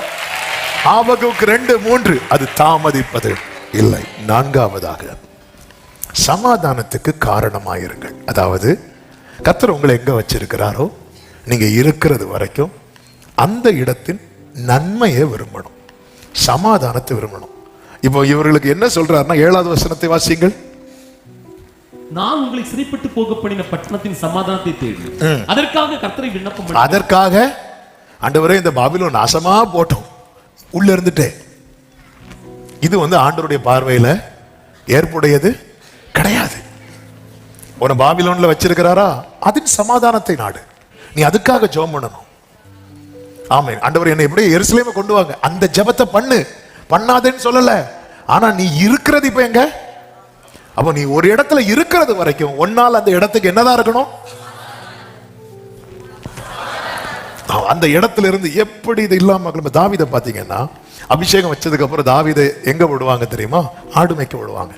சிங்கம் வந்துச்சு, கரடி வந்துச்சு, நமக்கு இது நிலையான வேலை இல்ல, அது நம்ம எதுக்கு ரிஸ்க் எடுக்கணும், அப்படி ரிஸ்க் எடுக்கணும்னு சொல்லி விட்டாரா? இல்ல, அவர் ஃபைட் பண்ணி அந்த ஆடுகளுக்கு ஒரு சமாதானமா இருந்தார்ல. அடுத்து யுத்த களத்துக்கு போனார். யுத்த களத்துக்கு எதுக்கு போனார்? சகோதரர்களுக்கு சாப்பாடு கொடுத்துட்டு வர வேண்டியதானே. அங்க இவர் வர்றதுக்கு முன்னாடி கோலியாத் வந்துட்டான். அவனால என்ன பண்ண முடியும்? அவன் இப்ப நிக்கிற இடம் யுத்த களம். அவனால என்ன பண்ண முடியும்? அவன் அந்த நன்மையை செய்கிறான். அடுத்து பாருங்க, சவுல்ட்ட வரான். சவுல்ட்ட வரும்போது சவுல ஒரு பொல்லாத ஆவி பிடிக்கட்டும், சீக்கிரம் கொண்டு போட்டோம், நமக்கு எதுக்கு வம்பு இல்ல. அவனுக்கு அந்த கிஃப்ட் இருக்கு. தாவீது நிக்கிறது வரைக்கும் சவுலுக்கு சமாதானம். ஆனா அது தெரியாம தாவீது சவுல் தாவீது என்ன பண்ணான் தெரியுமா? ஈட்டி எடுத்து எரிஞ்சு விரட்டிட்டான். ஆனாலும் திருப்பி கூப்பிட்டதும் தாவீது வரான் பாருங்க, சமாதானம். இன்னும் ஏன் பெலிஸ்தியன்ட்ட போவான், காத்தின் ராஜா ஆகிஸ் கிட்ட போவான். அவன் அதாவது இவனெல்லாம் அடிக்கணும் யாரு? நியாயப்படி தாவீது. ஆனா அந்த ஆகிஸ் தாவீதுக்கு அடைக்கலம் கொடுத்திருந்தோம். பெலிஸ்தியனுக்கும் இவன் சமாதானமா இருந்தானே. பெலிஸ்தியரின் தலைவனையே கொண்டு போட்டது யாரு? தாவீது. ஆனா அவங்க அடைக்கலம் கொடுத்ததும், நாளைக்கு இவங்களெல்லாம் அட்டாக் பண்ணணும் தாவீது, ஆனா இன்னைக்கு அவங்க எனக்கு லைஃப் கொடுக்குறாங்க. அவர்களுடைய நன்மைக்காக தாவீது நிற்கிறான். சில பாருங்க, சில ஆபீஸ்ல வேலை பார்ப்பாங்க, அவங்களுக்கு நமக்கு இந்த வேலை இல்லைன்னு ஆனது அவங்க இல்லைன்னு ஆக்கிட்டு இருக்கிறது வரைக்கும் சில வீட்டில் இருப்பாங்க பாருங்க, எப்படியும் நான் இந்த வீட்டை விட்டு எங்க தான் போக போறேன்? வெளியே தான் போக போறேன். இருக்கிற இடம் என்னால சமாதானமா இருக்கும். அதற்காக யாரு கீழே இருக்கிறனோ என்னால அவங்க நன்மையா இருக்கும், சமாதானத்துக்கு காரணமாகுங்க. ஆமேன்ல வரல இல்ல இன்னைக்கு? ஆமே. தேடல் மீந்திருக்கிறவர்களுக்கு கர்த்தர் சொல்லுகிற காரியம் இது. நீ சிறைப்பட்டு போக பண்ணின பட்டணத்தின் சமாதானத்தை தேடி.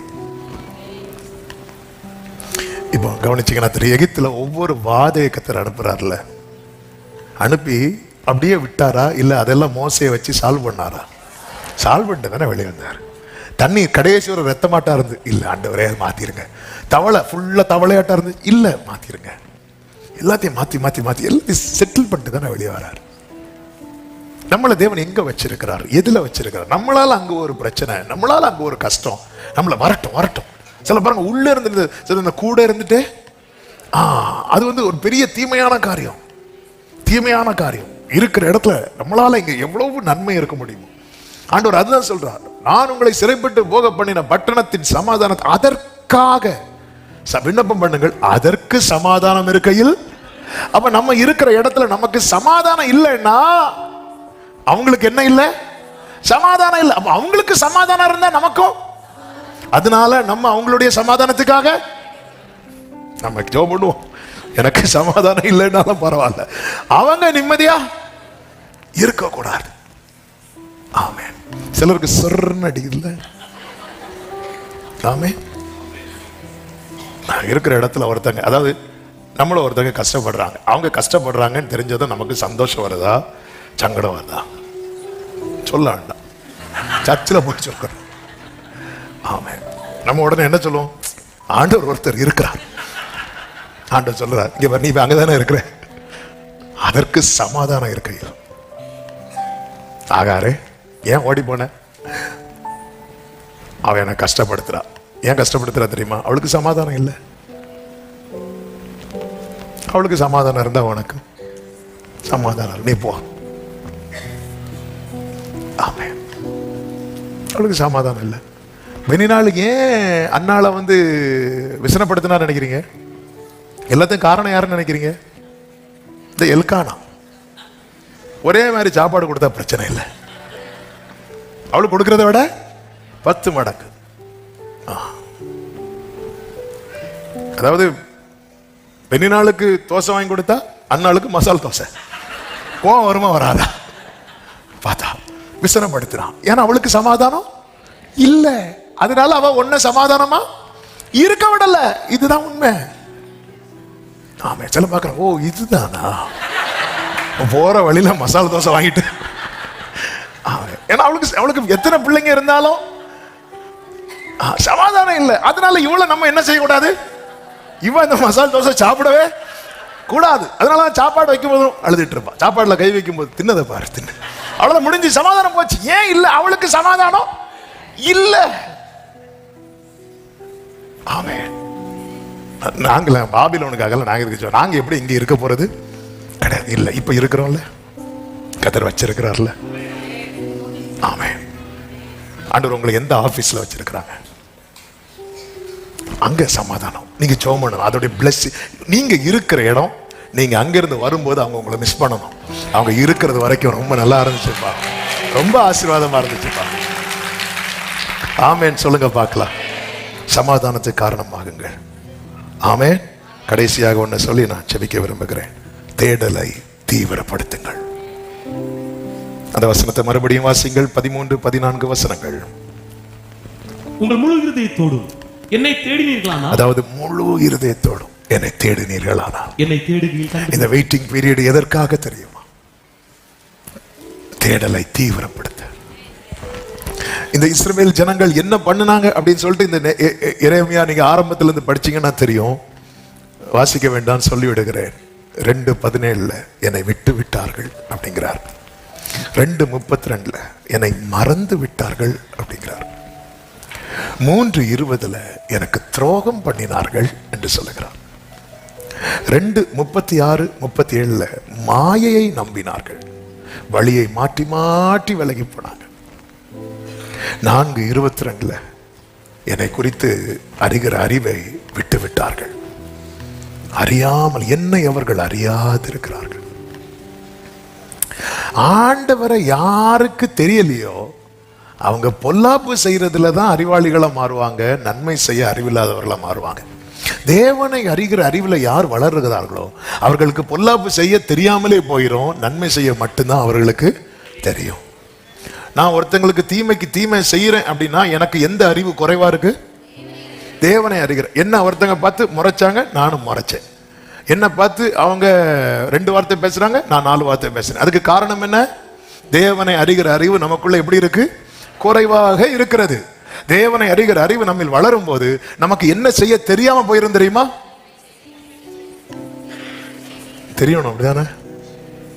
தீமை செய்ய தெரியாம உங்களுக்கு ஒரு சொரணையே அப்படி கேட்பாங்க. என்ன செய்யணும்? அவங்க பேசுறதுக்கு நீங்க 2 வார்த்தை பேசலாம். Okay, praise the Lord. இதுக்கு மேல பேச. மோசே சாந்த குணம் உள்ளவனா இருந்தான். ஏன் எப்படி மாறினா? அவன் தேவனை முகமுகமாய் அறிந்த மோசே போல வேற யாருக்கும் அவரை அறிகிற அறிவுல வளர வளர அவனுக்கு என்ன செய்ய மறந்துட்டான் தெரியுமா? தீமை செய்ய. இந்த சிஸ்டரா இவங்க வீட்டுல பேசுறது ஜங்ஷன் வர கேக்குமே, இப்போ என்ன அப்படி உங்களை பத்தி சாட்சி வருதா? ஜங்ஷன் வர கேக்குமே இவங்க பேசுறது. சிலர் சாரி எப்படி எடுத்து போட்டு பேசுறது மைக்கையும் தாண்டி கேட்கும், அவ்வளவு மெதுவா பேசுவாங்க இவங்களா. அப்போ தேவனை ஆண்டவர் அதை ஃபீல் பண்றாரு. இன்னைக்கு நம்ம தீமை ஏதாவது ஒரு விதத்துல நம்ம தீமைக்கு தீமை செய்யறதுக்கு ரீசன் என்ன அப்படின்னா, தேவனை அறிகிற அறிவு நமக்குள்ள குறைவு. ஆண்டவர் சொல்ல, நீ தேடலை தீவிரப்படுத்து. செய்யறதுல நான் செஞ்சுக்கிறேன். உறவை பலப்படுத்துவோம். கர்த்தர் நமக்கு காணப்படுவார். கர்த்தர் உங்களை ஆசீர்வதிப்பாராக. எல்லாரும் எழுந்து நிற்கலாமா? ஒரு விஷயம் அப்படியே வலது கரத்தை வானத்துக்கு நேராக உயர்த்தி இடது கரத்தை இதயத்தில் வைத்து ஒரு 2 நிமிஷம் ஜெபம் பண்ண போறோம். ஆண்டவரே, தற்காலிக விடுதலைக்காக நான் வழி மாறிடக்கூடாது, ட்ராக் மாறிடக்கூடாது. அது என் கட்டை இன்னும் என்னை இன்னும் வனாந்திரத்தில் இருக்க பண்ணுவதற்கு ஏதுவான செயல்கள் என்கிட்ட வெளிவந்திருப்ப பின் வாங்கிடக்கூடாதப்பா. என்னைக்கோ இந்த வனாந்திரத்தை நான் கடந்திருக்க வேண்டியது, என்னைக்கோ இந்த வனாந்திரத்தை கடந்து கானானை அனுபவித்திருக்க வேண்டியது. ஆனா என்னுடைய புத்தி இனத்தினால நான் இன்னும் வனாந்திரத்தில் இருக்கிற ஒரு சூழ்நிலையே தொடருகிறது. ஆண்டவரே, அப்படியே அப்பா கிட்ட கேளுங்க. உம்முடைய வேளையில உம்முடைய நல்வார்த்தையை என் மேல் நிறைவேற்றுவீராக, என் குடும்பத்தின் மேல நிறைவேற்றுவீராக. சிமியோன் சொன்னானே, இப்பொழுது அடியேனை சமாதானத்தோடு போக விடு. என் கண்கள் கண்டதே, இந்த தீபத்தை அணையாம காக்கிறது அதற்காக தானப்பா. என் கண்கள் காணட்டும், ட்ராக் மாறிடக்கூடாது. அவங்க அங்க போறாங்க, இவங்க இங்க போறாங்கன்னு சொல்லி உம்மை விட்டு தூரம் போகிற செயல்கள் எனக்கு தூரமா இருப்பதாக. உம்மை விட்டு பின்வாங்குகிற காரியங்கள் எனக்கு தூரமா இருப்பதாக, எனக்கு தூரமா இருப்பதாக. நன்றி தகப்பனே, பரிசுத்த பிதாவே, நல்ல தகப்பனே, நன்றியோடு துதிக்கிறோம். இந்த நாளை ஆசீர்வதித்து தந்து இந்த ஜெபம் முழுவதையும் பொறுப்படுத்த தயவுக்காக நன்றி. எங்களோடு பேசின கிருபைகளுக்காக ஸ்தோத்திரம். நீர் நல்லவர், நீர் பெரியவர். ஆண்டவரே, ட்ராக் மாறிடக்கூடாது, பின்வாங்கிடக்கூடாது. நாங்க பின்வாங்கிறது எங்க குடும்பத்தை அது பாதிக்குது. நெடுநாளா எங்களுடைய புத்தீனத்தினால எங்கள் குடும்பம் வனாந்திரத்திலே இருக்கிற ஒரு சூழ்நிலை இருக்கிறது. மன்னிப்பீராக, நீர் வழி நடத்தும். உம்முடைய நல் வார்த்தை எங்கள் மேல் நிறைவேற்றி உம்முடைய நாமம் எங்களில் மகிமைப்பட கிருபை செய். முழு இருதயத்தோடு உம்மை தேடி கண்டடைய எங்கள் ஒவ்வொருவருக்கும் உதவி செய்வீராக.